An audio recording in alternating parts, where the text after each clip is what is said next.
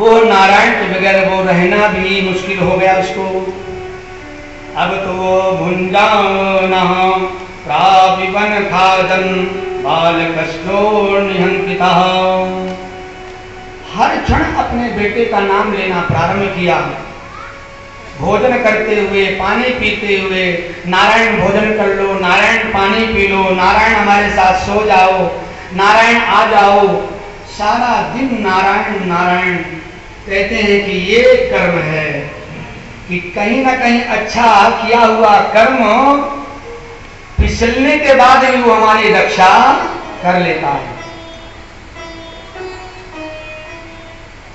सएवं वर्तमानज्ञो मृत्युकाल उपस्थिते मतिं चकार तनये बाले नारायणा वये। इतना तन्मय हो गया कि बगैर नारायण बेटा के बगैर वो एक मिनट नहीं रहता था। हर क्षण नारायण बेटा उसकी आंखों के सामने होना चाहिए। ऐसा करते करते करते करते करते करते बहुत दिन हो गया और इतना समय वो निकल गया कि वो एकदम जीर्ण हो गया है आज अजामिल। और इतना जीर्ण हो गया है कि आज उसकी मृत्यु की दिन आ गया है। मृत्यु का समय आया। 4 पुरुष बड़े मोटे तगड़े आए। अजामिल लेटा हुआ था रात्रि के। सपास हस्तान त्रीम दृष्टवा 3 लोग आए थे। सपास हस्तान त्रीम दृष्टवा पुरुषान भसदान वक्रतुंडान भ्रूमणाम आत्मानं नेतुमागतान। उनके जो बाल थे, खड़े खड़े बाल, दांत लंबे लंबे, उनके जो बाल थे, रोमा थे, सुई के समान थे। यह यम के दूतों की एक पहचान बता रहे हैं। काला पूरा शरीर, बड़ी बड़ी आंखें, और जैसे हाथ में पास लिया हुआ वो 3 व्यक्ति जब वो अजामिल के पास आए, अजामिल देख करके घबरा गया कि ऐसा इंसान आज तक तो मैंने देखा नहीं।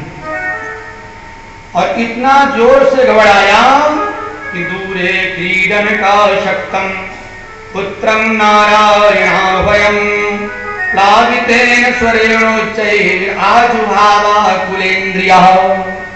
बेचैन विचलित होकर के जोर से चिल्लाया, बेटा नारायण, क्योंकि उनका बालक खेल रहा था। बेटा नारायण नारायण नारायण, बचाओ बचाओ। और जैसे नारायण का नाम लिया उसी समय निशम्यम्रियमाणस्य ब्रुवतो हरि कीर्तनम भर्तुर्नाम महाराजा पार्षदा सहसा पतन। नारायण का नाम लेते ही नारायण भगवान के दूत वहां पे सामने खड़े हो गए। अजामिल को पकड़ के रखे हुए हैं यम के दूत। बाजू में भगवान के दूत आ गए और बोले कि तुम ये क्या कर रहे हो, क्यों पकड़ के रखे हो, और इतना बुरी तरह से पास में बांधे, उसको सांस लेना मुश्किल हो रहा है, पेट में गले में बांध करके रखे हो, छोड़ो इसको। तब वो लोग बोलते हैं, यम के दूत बोलते हैं कि यम यूयम प्रतिष्ठितो धर्मराजस्य शासनम। तुम लोग कौन हो जो हमें आदेश देते हो कि इसको छोड़ दो? मैं धर्मराज का शासन करने वाला एक दूत हूं, जो उनके शासन काल में हम हर कार्य करते हैं। कल्चवा कुता आया तक समाता निषेधया। तुम कौन हो, कहां से आओ मुझे निषेध करने वाले, बदलने वाले? सर्वे पद्म परासाक्षः पीतकौसेयवाससः। सुंदर स्वरूप भगवान के दूतों का, पीतांबर धारण किए हुए हैं, किरीटम कुंडलम, सुंदर मुकुट पहने हुए, कानों में कुंडल पहने हुए, उनका शरीर लपलपा रहा है सुंदर सा। ऐसे स्वरूप को देख करके वो बोलते जा रहे हैं, पापी है, ये अधर्मी है, सबका लूटपाट किया है, किसी को अतिथि को दक्षिणा नहीं दिया है, किसी यज्ञ में आहुति नहीं डाला है। इसने तो इतना पाप किया कि अपने घर में जो पतिव्रता नारी, उसको निकाल करके एक दासी को रख लिया है। इसलिए इसको मैं ले जा रहा हूं यमपुरी में। इत्युक्ते यमदूतैस्तवासुदेवत्कारिणः तान् प्रत्युचु कः स्वेदं मेघ निर्दया गिरा।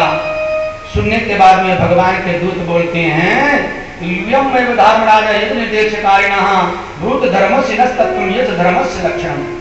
अरे तुम अगर यम के दूत हो, धर्मराज के दूत हो, तो धर्मराज के शासन में धर्म किसको कहते हैं? क्या तुम्हें यही सिखाया नहीं गया?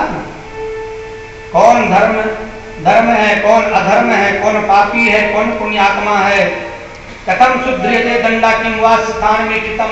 किसको दंड देना चाहिए, किसको नहीं देना चाहिए, क्या तुम्हारे स्वामी तुमको बता के नहीं भेजते हैं? तब यम के दूत बोलते हैं मुझे सिखा के भेजे हैं कि वेद प्रणहितो धर्मो न धर्मस्त विपर्ययः। जो वेद शास्त्रों के अनुसरण करे वही धर्म है, और जो वेद शास्त्रों के प्रतिकूल कार्य करे वो अधर्म है। अपने नारी को सम्मान नहीं करना ये अधर्म है, दूसरे नारी के साथ में संयोग करना ये अधर्म है, और अपनी नारी को ही श्रेष्ठ देखना ये धर्म है। इसलिए अपने नारी को त्याग करके पराई नारी का संसर्ग किया है, इसलिए ये पापी है। नक्षुधाम नमी भावा रजा सत्व तमो मया गुणनाम क्रियारूप विभाव्यन्ते यथार्थम। बहुत यम के दूतों ने उनको सब कुछ बताए, लेकिन भगवान के दूतों के अंदर कुछ पल्ले पड़ा नहीं। बोले ये है पापी नहीं है, ये तो पुण्यात्मा है। एक पाप किया जो किया, लेकिन हरि का नाम लिया, नारायण का नाम लिया, और नारायण का नाम लेते ही सारे पाप नष्ट हो जाते हैं।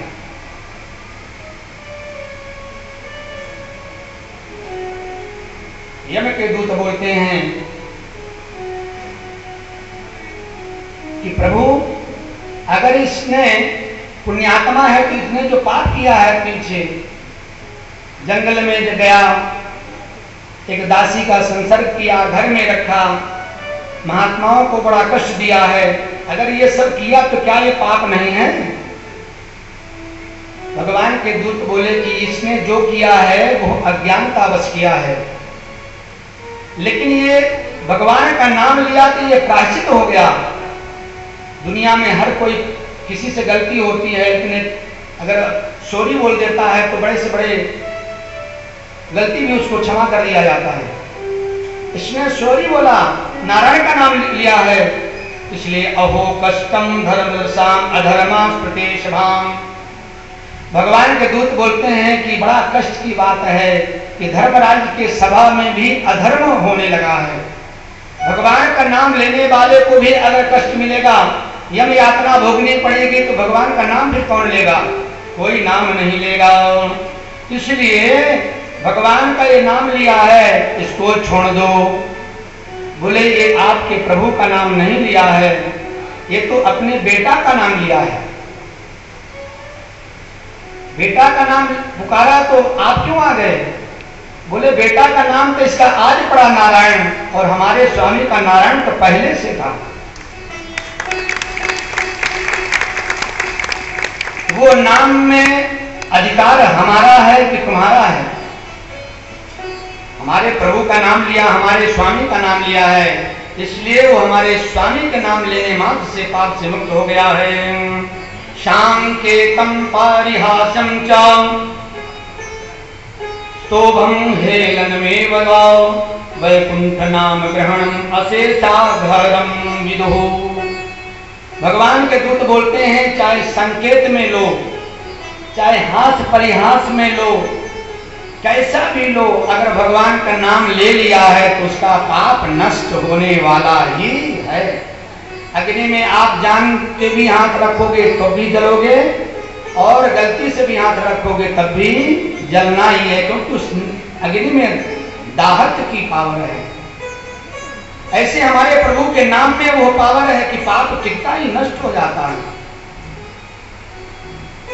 भाव कुभाव अनखे आलसहूं नाम जपत मंगल दिसु दसहूं।